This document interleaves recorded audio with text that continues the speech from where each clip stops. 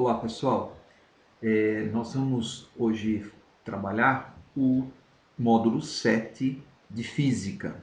Então nós estamos lá na página 422, cujo tema é óptica, né? Um universo de formas e cores. Então nós estamos começando o caderno número 2 e estamos mudando um pouco o foco do que nós vimos no caderno número 1, né? Então, agora nós começamos a estudar um pouquinho sobre a, o ramo que trabalha com a visão. Então, a palavra óptica, ela vem do grego, né, que quer dizer relativo à visão. E são muitas perguntas, muitas dúvidas, né, que a gente acaba criando no na nossa cabeça quando a gente vê alguns fenômenos ópticos. Muito bem. Aqui na página 423, nós vamos começar a ver as noções iniciais. Então, olha lá, grifem aí, noções iniciais. Então, quando se inicia o estudo de determinado assunto, sempre há conceitos. Então, esses conceitos nós vamos precisar entender bem para que lá na frente a gente consiga compreender como ocorre alguns fenômenos que envolvem a óptica. Então, o primeiro conceito que nós vamos ter é a fonte de luz, ou seja, da onde é que vem a luz, a luminosidade daquilo que nós enxergamos. Então, nós vamos dividir as fontes de luz em primária e secundária. É bem simples. O que é a fonte de luz? É qualquer corpo que emite luz. Então, grifem isso aí. Fonte é aquela que emite luz.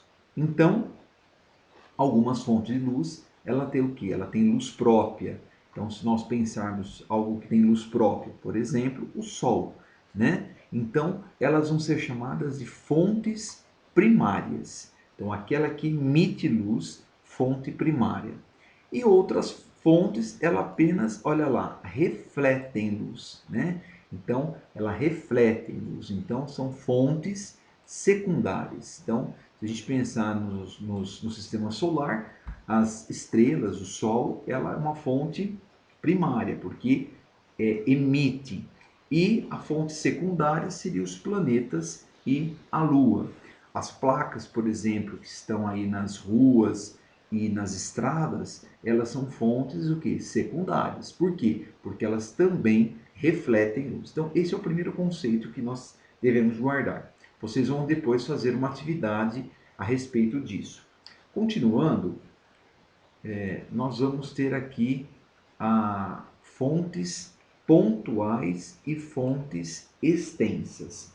Também é um conceito bastante simples.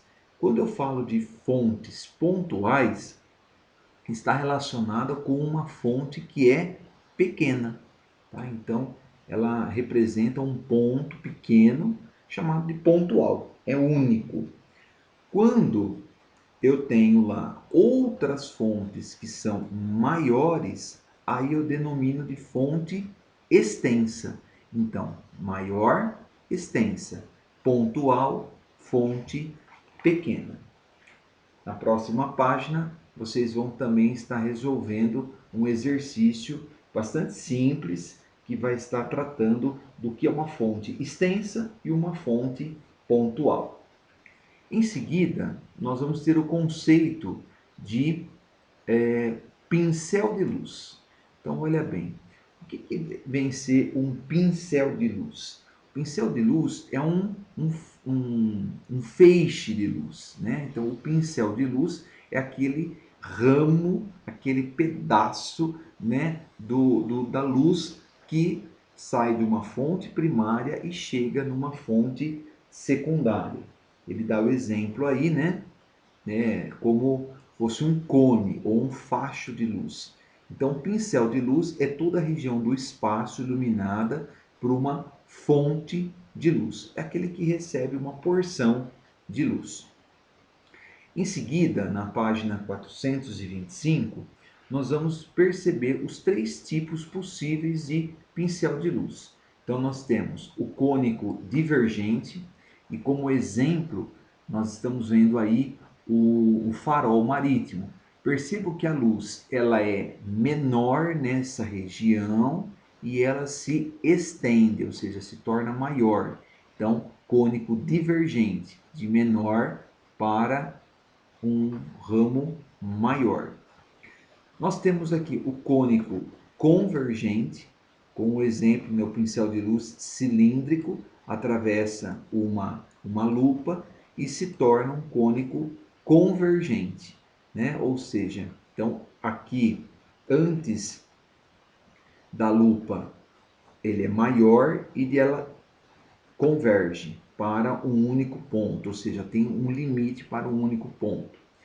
E um outro tipo de pincel de luz é o pincel cilíndrico, né? Como por exemplo o laser, esse laser que nós estamos acostumados a ver por aí, né? Então é um único pincel de luz, num único ponto, né? Num único ramo, num único cone, e aí nós chamamos ele de cilíndrico. Muito bem, passando para a próxima página, vocês também vão realizar a atividade número 3 com relação, né, ao tipo de pincel de luz que nós encontramos aí. Em seguida, a apostila vai trazer um conceito sobre meios ópticos. O que é isso? O meio é o local, né, aonde nós podemos enxergar uma determinada coisa. Então, nós vamos ter três tipos de meio óptico: o meio transparente, o meio translúcido e o meio opaco. Então, pelas figuras, é fácil da gente identificar esses conceitos. Olha na primeira figura, as águas límpidas, né, do rio aí, você consegue enxergar até os peixes, toda a natureza que existe embaixo da água. Ou seja, é uma fonte, né, aonde o meio ele é transparente. A luz, ela se propaga e conseguimos visualizar com nitidez a fonte. O próximo, a figura do meio, nós temos o que? Um meio translúcido, ou seja, é meio embaçado. É aquele que a luz se propaga, mas não conseguimos visualizar com nitidez, né? E por último, nós temos aqui a figura de um rio, né? O rio Tietê, onde as águas estão bastante poluídas, na qual nós não conseguimos enxergar de maneira nenhuma aquilo que está abaixo da água. Então, é o meio em que a luz não se propaga. Então, para guardar, meio transparente, total nitidez. Meio translúcido, não consegue visualizar com nitidez, mas se enxerga alguma coisa. E o meio opaco é aquilo que nós não enxergamos praticamente nada. Tudo bem? Seguindo aí, nós temos a atividade número 4, que bem no final da página, na qual vocês também poderão fazer. Na próxima página, nós temos um outro conceito, que é o conceito de raio de luz e feixe de raio de luz. Então, olha bem, o que é um raio de luz? O raio de luz é uma linha orientada, que indica um caminho a ser percorrido pela luz. Então, por exemplo, quando você abre, né, a janela do seu quarto, entra um raio de luz proveniente do sol lá no seu quarto. Então, você chega até a enxergar esse raio de luz, principalmente porque tem algumas partículas, né, às vezes de poeira, alguma coisa assim. Na sala de aula, quando a gente abre a cortina, nós jogamos o pó de giz, a gente consegue enxergar, né, o raio de luz. Muito bem, isso é um raio de luz. E um feixe? É um conjunto. Então, feixe significa o conjunto de raio de luz cuja fonte é comum, denomina-se de feixe de raio de luz. Então, essa é a diferença daquilo que é raio e aquilo que é feixe de luz. Vocês têm aí também a atividade número 5 para vocês desenvolverem. Bom, em seguida, vocês vão perceber que existem várias atividades experimentais que vocês poderão, caso tenham os materiais, tentar fazer na casa de vocês para trabalhar esse conceito de óptica que nós estudamos até agora. Agora, o que eu gostaria de deixar também bastante importante para vocês, né, são os princípios da óptica geométrica. Nós temos alguns princípios da óptica.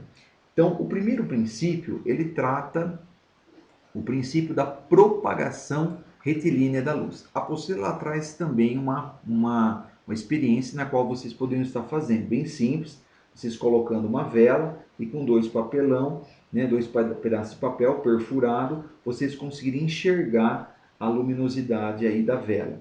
O que quer dizer o princípio da propagação retilínea?